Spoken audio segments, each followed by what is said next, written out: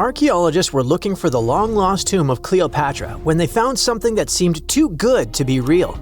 Roughly 43 feet underground beneath a ruined Egyptian temple, there was a perfectly straight tunnel, carved through solid sandstone. The tunnel is over 4,200 feet long, and so precise that experts called it a geometric miracle.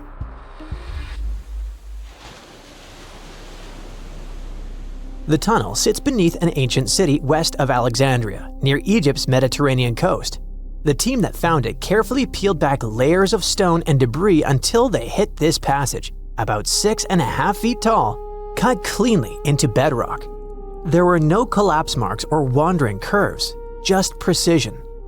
If you've ever tried to drill a straight hole into a wall at home and failed within seconds, imagine doing this underground for nearly a mile. Ancient builders had no GPS, no lasers, no modern surveying tools. Yet, this tunnel stays remarkably level over its entire length.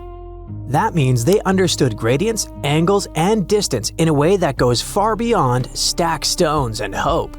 Engineers today rely on machines to maintain that kind of accuracy underground. These people relied on knowledge, repetition, and patience. Parts of the tunnel now sit underwater or collapsed, probably after several earthquakes that struck the region centuries ago. Some experts think the tunnel may have once connected the temple to water sources or ritual areas closer to the sea. Archaeologists noticed that the Egyptian tunnel is an exact replica of the Eupalinos tunnel in Greece. It's believed to be one of the most important engineering achievements of antiquity, which only makes the Egyptian tunnel more special. Underground passages in ancient Greece linked temples to sacred springs. Back in ancient times, people moved through space in specific ways, underground and above, to reenact myths and journeys of gods. A tunnel like this could represent a path to the underworld, rebirth, or divine transition. Nobody would invest this much effort in construction just for decoration. Plus, in earlier digs at the site, archaeologists pulled up all kinds of artifacts, including coins with the names and faces of Cleopatra VII and Alexander the Great. They also found figurines, statues of deities, a mummy with a gold tongue, and even an entire cemetery packed with Greco-Roman style mummies. The perfect geometric tunnel isn't an isolated flex. Not far away, underwater archaeologists off the coast of Alexandria uncovered something that sounds like it belongs in a royal travel documentary. A 2,000-year-old pleasure boat that once glided along the Nile.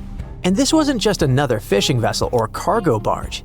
It likely stretched over 115 feet long and 23 feet wide, and had a decorated cabin, plus around 20 rowers, which turned the river into a moving palace.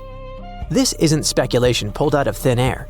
An ancient Greek geographer named Strabo wrote about these exact boats around the 1st century BCE. He described lavish vessels used by royalty during festivals and ceremonial outings in Alexandria. For years, historians treated that as a poetic exaggeration. Then, this wreck surfaced, and suddenly, Strabo sounded less like a storyteller and more like a witness. Even ancient art backs it up. The Palestrina mosaic from Italy shows richly decorated boats floating down the Nile. They match both the texts and the physical evidence almost perfectly. Inside the wreck, archaeologists found something small but incredibly human. Graffiti scratched into the wood in Greek. Just writing left behind by someone who stood on that deck 2,000 years ago. Researchers haven't fully decoded the text yet, but its existence alone matters. It tells us this wasn't just a floating symbol of power. People lived on it. It was sort of like a modern luxurious yacht, and the Nile was like a highway. All types of vessels with passengers were moving back and forth, visiting friends, carrying their goods for trade, doing business, and, of course, going on pleasure cruises. The location of the pleasure boat makes the story even better. The boat sat near the temple of Isis on Antirodos, an island that once hosted royal and religious buildings before earthquakes and rising seas erased it from the surface. That temple collapsed around 50 CE, and researchers believe the boat may have sunk during the same disaster. Another recent find that has to do with life on the Nile is the lower part of the massive worship complex about 10 miles southwest of Cairo. It connects directly to an upper temple dedicated to Ra, the Egyptian deity of the sun. The newly excavated part is a 4,500-year-old valley temple. The upper temple sits on higher ground, and archaeologists excavated it years ago. The valley temple is closer to the Nile, and it's connected to the upper part by a causeway. A German Egyptologist actually started excavating part of the temple back in 1901, but the groundwater sat much higher then, and he had to stop. Now, the groundwater level is lower, and a modern team has managed to excavate about half of the Valley Temple since 2024. Once they got in, archaeologists uncovered the remains of a columned entrance portico. Then they found blocks carved with a calendar of religious events, almost like an ancient public schedule. The text includes feasts for Saqqara, a falcon-headed deity linked to Memphis, which was a major capital during the Old Kingdom, plus the Festival of Min, a fertility deity, and even the Procession of Ra. The calendar blocks all showed up around the entrance portico area, which most definitely means that the outside facade of the temple displayed this long feast calendar publicly. That's why archaeologists think this might be one of the earliest examples of a true public calendar ever found. A literal event list for an entire community, built into the architecture. On top of that, the team found dozens of decorated blocks covered in inscriptions that named a pharaoh who ruled around 2420 to 2389 BCE and had the temple built. This temple shows how people moved through ancient Egypt. Because the upper temple handled the main worship, but the valley temple made the whole place accessible. It acted like the landing area for boats coming in, either directly from the Nile or more likely from one of its side channels. So instead of hiking across desert terrain, visitors could arrive by water, step onto the temple's landing stage, enter through the Valley Temple, then head up the causeway ramp toward the upper temple on the hill. After about a century of use, researchers found that the Valley Temple had been repurposed into a residential area. And the best part is, what they found from that era: 2 wooden pieces used for playing Senet, an ancient board game. Senet shows up at other Egyptian sites too, including King Tutankhamun's tomb, but nobody fully agrees on the rules today. Some discoveries in Egypt create new mysteries instead of solving the old ones. Earlier in 2025, archaeologists announced the discovery of the first pharaoh's burial found in or near the Valley of Kings since King Tut's tomb in 1922. The newly found tomb of Thutmose II flooded almost immediately after burial. Ancient officials rushed in, removed the mummy and most of the grave goods, and hid them somewhere else. The weirdest part is that an alabaster ointment jar inside the tomb links the burial directly to Hatshepsut, Thutmose II's wife and half-sister. The inscription basically says she made this monument for him, which proves she arranged his burial. But it still doesn't explain why she placed him here and later chose the Valley of the Kings for herself. Now, archaeologists are studying a huge mound of rubble near the tomb, about 75 feet tall, and suspect it was built to hide something important. If a second tomb sits underneath, it could be complete and undisturbed. So, the deeper the archaeologists dig, the more ancient Egypt stops feeling like a gone civilization and starts feeling like a paused one. Looks like it didn't just survive time, it outsmarted it. And we're only just beginning to catch up. Hey, I bet you didn't know that trees used to grow in the middle of Egypt's barren, sun-roasted Sinai desert. It's true. If you can't picture it, I don't blame you. But archaeologists have recently stumbled upon a tree-lined boulevard. Yep, an actual green avenue, leading to a massive ancient fortress. No, this isn't some mirage or an overactive imagination, although I do have one. But it's turning our ideas of ancient Egyptian desert life upside down. Let's rewind a bit. The site in question is called Tel Abu Saifi, located in the northern part of the Sinai Peninsula. For a long time, it was known as a dusty archaeological footnote, the home of ruins from the Ptolemaic and Roman periods. You know, the era after Alexander the Great swaggered through Egypt and the Roman Empire called dibs. But recently, Egypt's Ministry of Tourism and Antiquities decided to give it a fresh dig. And what they found out turned to be more than just a forgotten outpost. We're talking about a full-on military fortress with defensive trenches, paved roads, lime kilns, barracks for soldiers, and even room for their families. A whole bunch of living quarters right in the middle of a desert doesn't feel very homey until you remember our star, the unexpected Green Avenue. This road was over 300 feet long and 36 feet wide, as long as an American football field, paved with limestone slabs and lined with more than 500 clay planting pits. These weren't for show. They held actual trees, creating a shaded tree-line entrance straight to the fortress. Imagine walking through that, the sun blazing overhead, and suddenly, blessed shade. Ooh.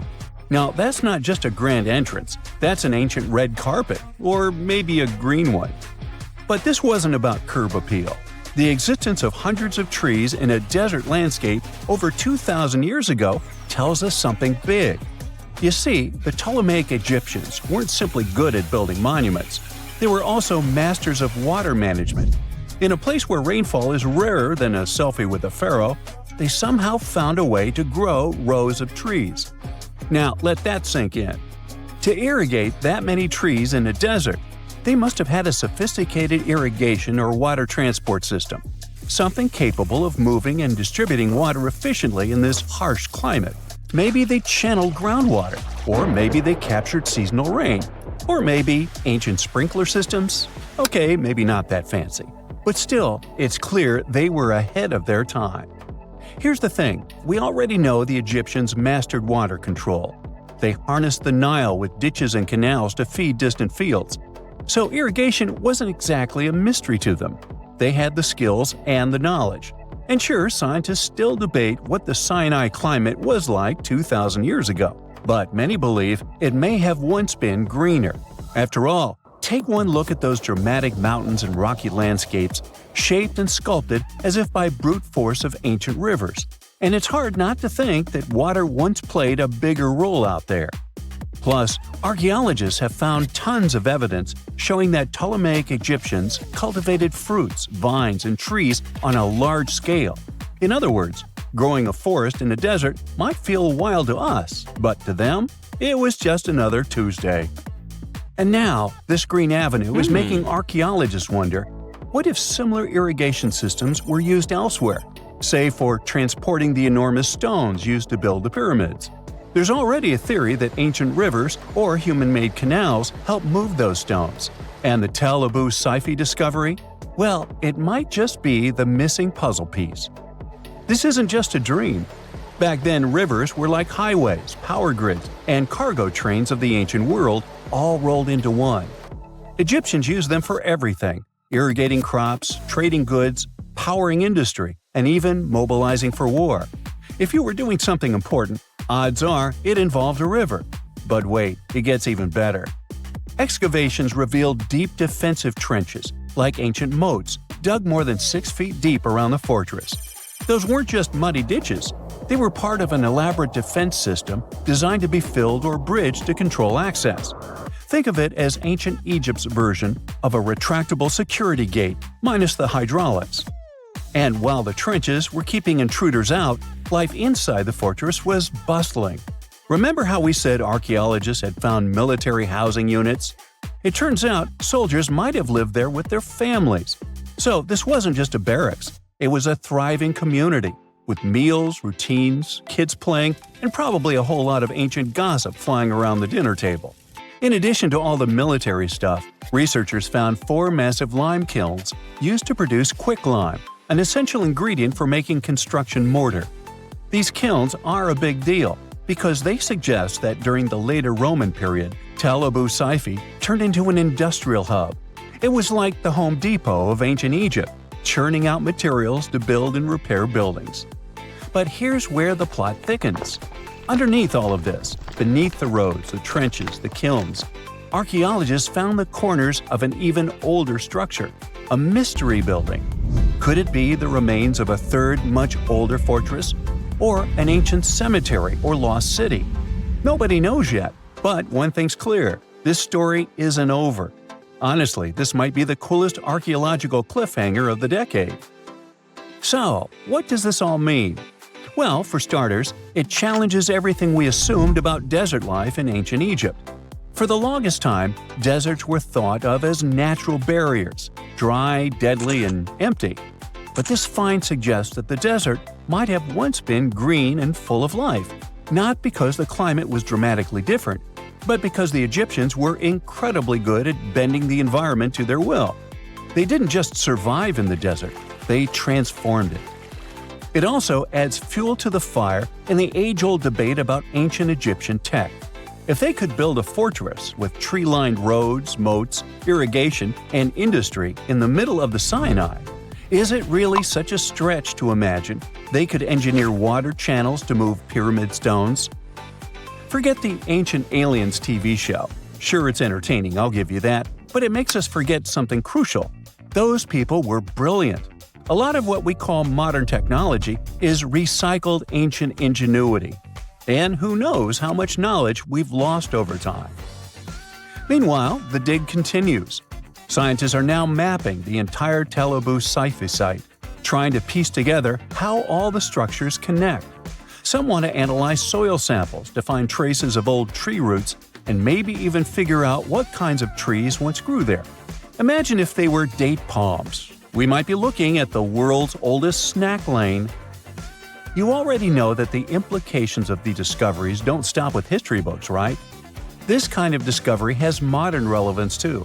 Our world is going through a lot of change, with crazy weather and huge heat waves. So maybe we should be asking, what can we learn from ancient civilizations that once made the desert bloom? If nothing else, Tel Abu Saifi reminds us that the ancient Egyptians were more than just pharaohs, pyramids, and mummies. They were visionary planners, eco-architects, and straight-up problem solvers. They didn't wait for nature to hand them what they needed. They engineered it. And thanks to discoveries like this, we're getting a clearer picture of just how advanced and, frankly, how cool ancient Egyptian civilization really was. So next time someone tells you deserts are just empty wastelands, you can hit them with this fun fact. Over 2,000 years ago, in the heart of the Sinai Desert, there was a fortress with a tree-lined avenue, moats, military housing, an industrial center, and even a secret underground structure. Take that, sand dunes! Who knows what else is still buried out there, waiting to rewrite history? In 1850, French scientist Auguste Mariette went to Egypt looking for manuscripts, but accidentally found a head of a sphinx sticking out of the dunes. He cleared the sand and figured out the Sphinx was guiding the entrance to some underground construction. Several months later, he finally entered the Serapeum of Saqqara. Inside, he found an enormous granite sarcophagi with remnants of 64 bulls. Scientists are still amazed by the tech that the ancient Egyptians used to transport those enormous boxes. The Serapeum was built around the year 3000 before the Common Era. It was an underground tomb built to honor the sacred Apis bulls of ancient Egypt. It had a long hallway, almost 500 feet long, with giant stone rooms on both sides. Some of the sarcophagi weighed as much as 50 average cars, and all of them were made with super precision, with exact 90-degree angles. These sarcophagi were beautifully decorated with hieroglyphs and carvings that told stories about the lives and importance of the Apis bulls. Now, there are 24 sarcophagi left. In ancient Egypt, Apis bulls were very special animals connected to the deity Ptah. They thought the bulls carried Ptah's spirit and wisdom, helped the pharaoh, and protected the Egyptians. Priests looked for special markings on young bulls to find Apis bulls. It could be a white triangle on its forehead, which symbolized divine light, a shape on its back like a vulture's wing, and a scarab shape under its tongue, which stood for rebirth. If a bull had these signs, they believed it was chosen by Ptah and treated it like royalty. The chosen bulls lived in a special temple in Memphis, the city where they worshipped Ptah. They received the best care and offerings from visitors who wanted their blessings. When an Apis bull passed away, it was treated with great honor and mummified. When Mariette entered the Serapeum, he noticed traces of rollers on the gallery's floor and found 2 wooden horizontal winches. Each had 8 levers. Later, other explorers saw double rails. The burial chambers were lower than the hallway floor. To get the boxes into place, workers filled the chambers with sand so the sarcophagi could be rolled in straight. Then they slowly removed the sand to gently lower the boxes into perfectly cut spaces in the bedrock.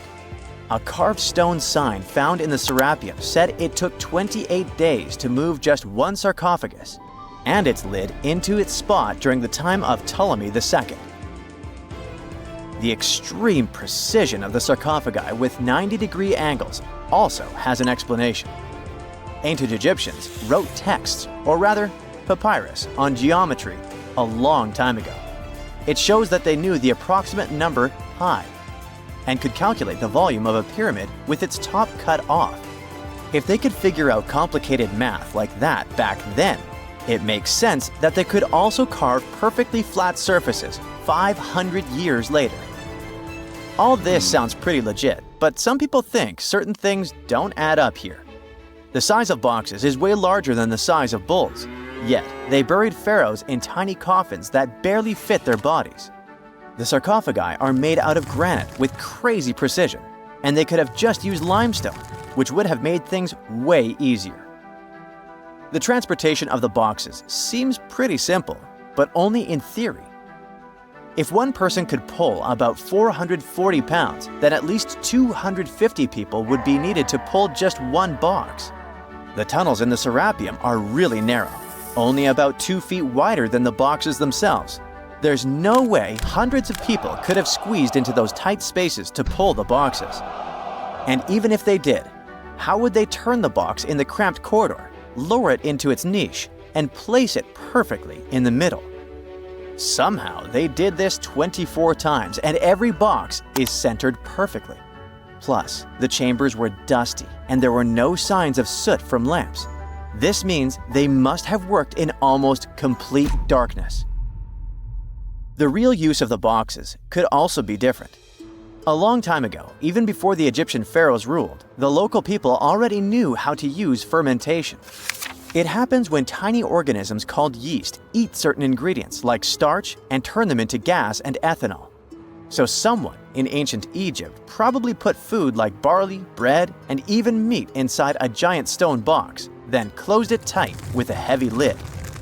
These stone boxes, carved from granite, were so precisely made that they were almost completely sealed, so nothing could escape from it.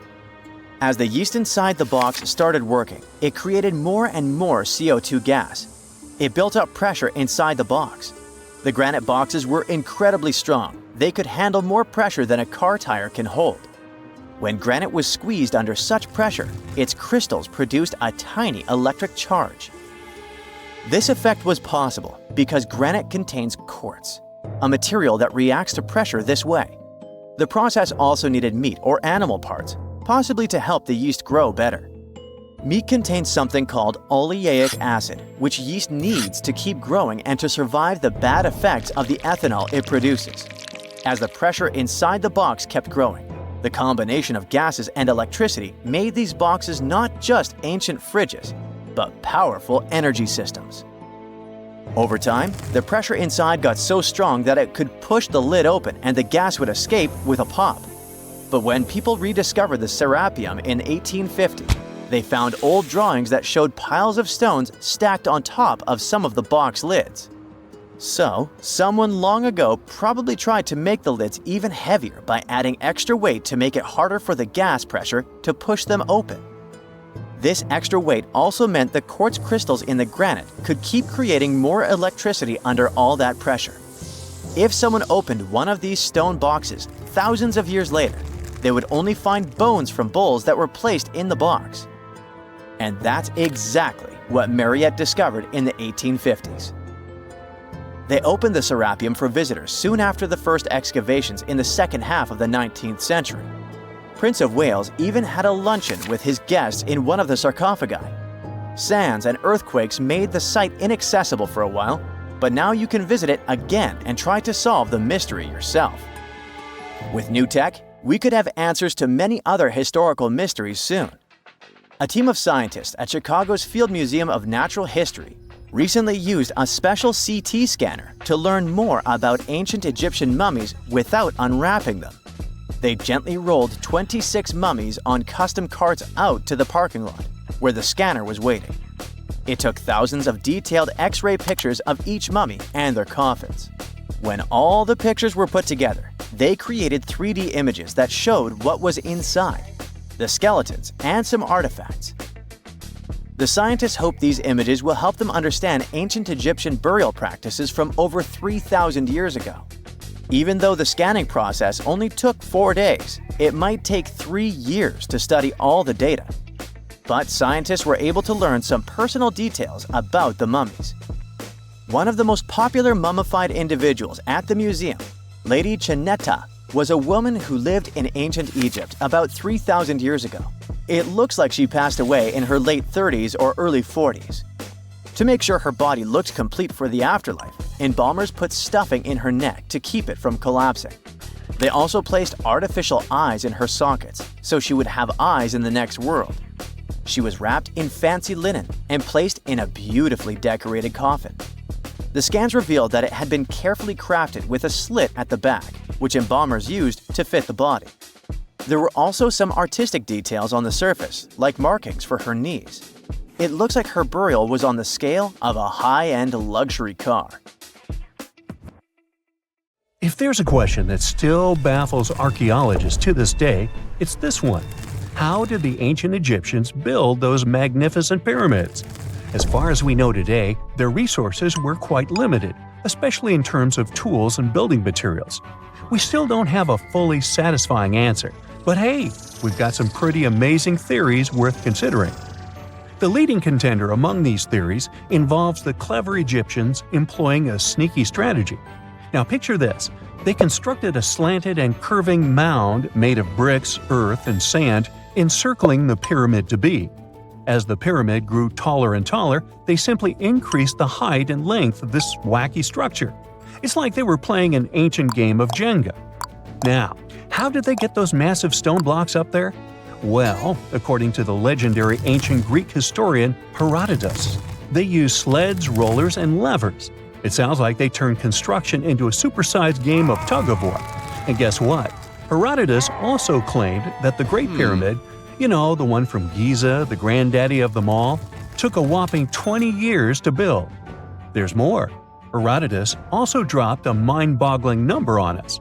100,000 men were supposedly involved in this pyramid extravaganza. Did they hire the entire Egyptian population? Well, it might not be as far-fetched as it sounds. These men were probably mostly farmers, so they probably focused on the pyramids when there wasn't much work to be done in the fields. Like during the flood season of the Nile River. Obviously, specialists in the archaeological community had something to add to this theory. By the late 20th century, they discovered some evidence that suggests the workforce might have been smaller and more permanent than previously thought. Instead of a massive army of 100,000 pyramid builders, they proposed that a modest crew of around 20,000 workers, accompanied by support personnel like bakers, physicians, and even spiritual leaders, could have gotten the job done. There was also this theory that claimed that the pyramids were actually built from the top downward. It suggested that these colossal structures were nothing more than isolated hills used as quarries. The stones were supposedly drawn from these hills, and over time, competing engineers took charge and transformed them into the iconic pyramids we know today. Now, before you dismiss this theory as a wild fantasy, some folks thought it wasn't completely crazy. After all, there are instances where isolated hills exist, so maybe this theory had a tiny glimmer of truth. Whether it involved ramp building or ingenious work schedules, one thing is clear. Those pyramids have definitely left their mark on history and on our imaginations. Now, speaking of ancient Egyptian mysteries, there's this gigantic unfinished obelisk sitting in ancient Egypt, and scientists are trying to figure out how it was shaped. Now, some people suggest that our industrious ancestors used handheld pounders to get the job done. One expert has a different take on the matter, though. He argues that if we take a closer look at the pattern left behind by the shaping tool, we'll notice something peculiar. The walls of the trenches surrounding the obelisk display a neat and even pattern, which is pretty unlikely if they were pounded away by mere mortal hands. According to this expert, Those horizontal striations are usually the result of a tool that takes breaks while removing material, leaving its mark on the surface. But wait, there's more. Imagine the tool being rocked back and forth against the trench walls, clearing away the waste to keep the trench from narrowing. Well, in that case, the tool might have left some funky horizontal striations where it was pressed against the sidewall. This sounds like some fancy technology at play, don't you think? And guess what? The dynastic Egyptians probably didn't have access to that kind of know-how. Another famous Egyptologist from way back also uncovered a bunch of core drills during his adventures. Although the actual drill bits are missing, his collection houses these particular core remnants made of limestone, alabaster, and even granite. These constructions aren't the only amazing thing the ancient Egyptians left behind, though. As it turns out, the Egyptians were the genius minds behind the creation of the handheld mirror. Yeah, that little mirror you use every day to check yourself out. But here's the twist. These mirrors are like pieces of art. They were decorated with inscriptions and figures. But that's not all. The Egyptians had a serious concern with their appearance. They knew the importance of personal hygiene and looking fabulous. So, in their quest for pearly whites, they invented toothbrushes and toothpaste. Dental problems were pretty common back then, and their smiles weren't exactly all white. Dentistry wasn't their strongest suit, you see. Maybe their minds were distracted by all that pyramid building. So that doesn't mean those ancient toothpaste recipes weren't amazing. One delightful concoction included rock salt, mint, dried iris petals, and pepper. Some brave dentists in the 21st century tried it out, and it worked pretty well. Ground-up ash was also used in another recipe to create a tooth cleansing paste. Mint was missing, so that didn't do much for their breath. That's when the genius Egyptians came up with the world's first breath mints. They made tablets from heated spices like cinnamon, and they mixed it with honey. Now, let's shift gears to home decor, Egyptian style. They surely took ornamentation to the next level. While the concept of decorating furniture started in Mesopotamia, the Egyptians cranked it up a notch. They went all out with different colors of ink and even developed various weights of paper. Oh, and let's not forget about those cute little area rugs we all have in our homes today. Guess who came up with the idea? Yep, the Egyptians. They used the versatile papyrus plant to make those cozy rugs. And speaking of trends, the Egyptians loved their knickknacks. They had an assortment of small figurines in the shapes of cats, dogs, and people. These statues were made from various materials, like simple sun-dried mud to the ultimate bling of gold. It all depended on how loaded you were. The Egyptians were also all about farming, and they knew that clean water was crucial for their crops and animals. That's why they came up with some nifty inventions and techniques to make sure their land was fertile and their plants were happy. First off, they had the genius idea of using ox-drawn plows. They had two types of plows, heavy and light. The heavy plow would strut its stuff, cutting deep furrows in the soil, while the lighter plow followed behind, fluffing up the earth. But they didn't stop there. After plowing, the Egyptians would break up clumps of soil and sow the rows with seeds. To give those seeds a good old squish into the furrows, they'd march their livestock across the field, effectively closing up the furrows. But hey, all that hard work would be pointless if their seeds were as dry as the Sahara. That's where irrigation comes into play. The Egyptians were so good at it that other cultures, like the Greeks and Romans, couldn't help but copy their techniques. Now let's switch gears and talk about the marvelous architecture of ancient Egypt. These folks weren't just skilled farmers, they were also architectural maestros. They built these fancy canals to carry water to farms and villages, and boy, did they know how to make those canals look pretty. Just imagine strolling along a canal lined with ornate structures. The Pharaoh Ramesses the Great was quite the overachiever when it came to construction. One of his mind-blowing creations was the construction located at Abu Simbel. This building was designed so that twice a year, the sun would shine directly into it and illuminate the statues of Ramesses. And let's not forget about the corbelled arch. Without this architectural gem, we'd be missing out on some mind-boggling structures like the Great Pyramid. The Egyptians knew how to make things stand tall and proud, thanks to their engineering and construction wizardry. They built grand halls and inner sanctums that make your jaw drop, and some of these temples doubled as astronomical observatories. It's 1898, and you're taking part in excavations in Saqqara. This place, not far away from Cairo, is full of ancient tombs and pyramids. You're in your Indiana Jones mood and hope to find something really phenomenal to become famous. Gold, manuscripts, treasure maps, mummies of famous pharaohs. Wait, a wooden bird? You're really disappointed as it looks like a regular toy. An old one, but still. Little do you know that years later, someone would propose that your bird was actually an ancient monoplane. So the artifact, nicknamed the Saqqara Bird, is made of a sycamore tree. The birdie has a wingspan of just 7 inches and weighs around 40 grams. A perfect original souvenir from Egypt, I would say. It's over 2,000 years old and looks pretty plain, without any carvings of feathers or other intricate ornaments. It has a beak and eyes though, which makes our find look like a hawk, the emblem of the deity Horus. Its tail is rather unusual as it's squared, looks weirdly upright, and it seems like the sunken part of it was the place for a now missing piece. Humans love solving a good mystery, so there have been several attempts to explain the use of the birdie. First, quite simply, is that it was a ceremonial object. The second idea is that it was a toy for a child from some well-off family. It could have been some sort of boomerang, which was a popular concept in ancient Egypt.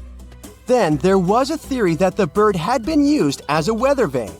But this one has been debunked as the figure doesn't have any holes or markings, except for the one made at the museum in Cairo to fix the exhibit on a stick. So there was no way to hang it in the past. Almost a century after the bird was found, Egyptologist Dr. Khalil Masiha proposed a new theory that it could have been a model of a monoplane. He believed the bird was missing a horizontal tailplane. Otherwise, it had its wings set at a right angle, similar to that of modern planes. It could have worked to generate the aerodynamic lift necessary for flights. Dr. Masiha also claimed that it was common at that time to place miniature models of technological inventions in tombs. So, did the ancient Egyptians really invent the plane in 200 BCE? That would make the Wright brothers, who are considered the inventors of aviation, really upset. They made one of their first flights only in 1903. There's just one way to know for sure, and that is to test the model.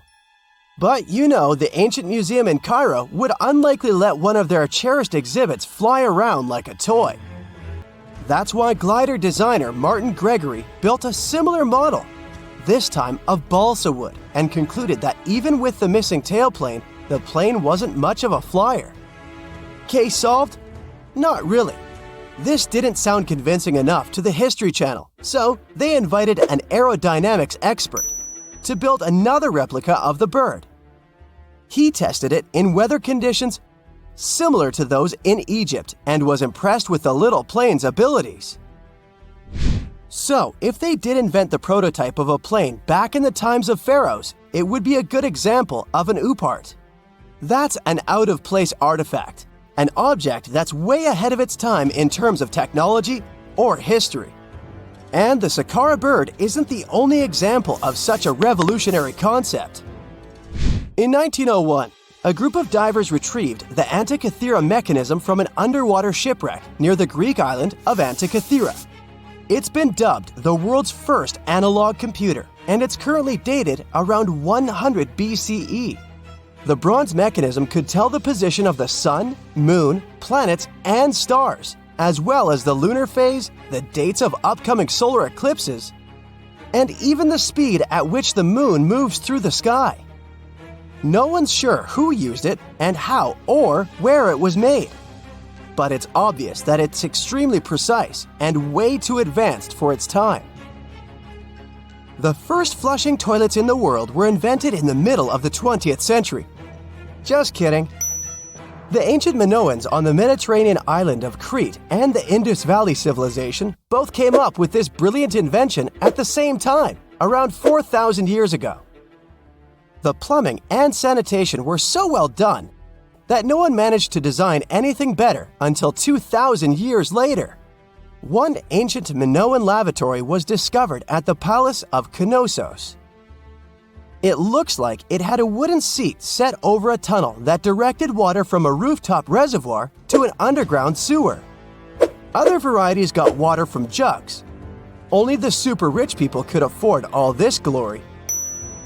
So if you wanted to shop for real estate back then, the flushing toilet would be a telltale sign you were in the rich neighborhood. Automated doors became a cool, seemingly new invention back in 1931. But the technology behind them is actually much older. Think the 1st century CE old. Mathematician and engineer Pharaoh of Alexandria came up with a hydraulic system to open and close temple doors. To bring it into action, you need to light a fire to produce heat. There was a brass pot under the fire, half filled with water. The inventor connected the brass pot to containers that acted as weights. When the fire was burning, the water moved into the containers. They went down and pulled the ropes. It was nothing like a supermarket door that opens in front of you before you even have time to think. Pharaoh's door took hours to open, and there was no way to stop the process. That's why they only opened the doors once a day before people entered the temple, to add some mysticism at the temple during ceremonies. Spooky. Looks like the first ever battery was invented in Baghdad around 2,000 years ago. A German archaeologist found this oval-shaped clay jar in 1938. Scientists are still not sure what purpose it served and who exactly invented it. There is a theory that it was used for electroplating objects with precious metals. When they filled it with a weak acid like vinegar, the battery produced around 1 volt of electricity. Another theory says it was a vessel for sacred scrolls. Would you like to buy contact lenses designed by Leonardo da Vinci himself? In 1508, he invented a glass lens with a funnel on one side. You were supposed to wear it with water inside to improve your vision. Sounds a bit uncomfortable, doesn't it? So, around a century later, French scientist René Descartes decided to improve the idea and make the cornea contact the future lenses. Contacts because they contact your eyes, get it? The glass tube with liquid did help improve vision, but blinking was sadly impossible. 2.5 centuries later, new technologies in the glass industry let scientists design contacts that would fit in the eye and even let the wearer blink. Thanks, guys! Still, those lenses were made of heavy blown glass and didn't let the eye breathe. About 50 years later, contacts became plastic, lightweight, unbreakable, and scratch-resistant, but still covering the entire eye. And then, in 1948, an English optical technician accidentally sanded down a plastic lens and figured out they'd still be in place even if they covered only the cornea. Imagine you're living in 19th century London and need to send a message to New York. It would have taken about 10 days to get there by ship. So when delivery time went from days to hours in 1858, it was a true sensation. The first message was sent by Queen Victoria herself. It was all made possible thanks to the transatlantic telegraph cable, running under the ocean. Sadly, the new cool invention only lasted a few weeks. It took years to bring it back to life.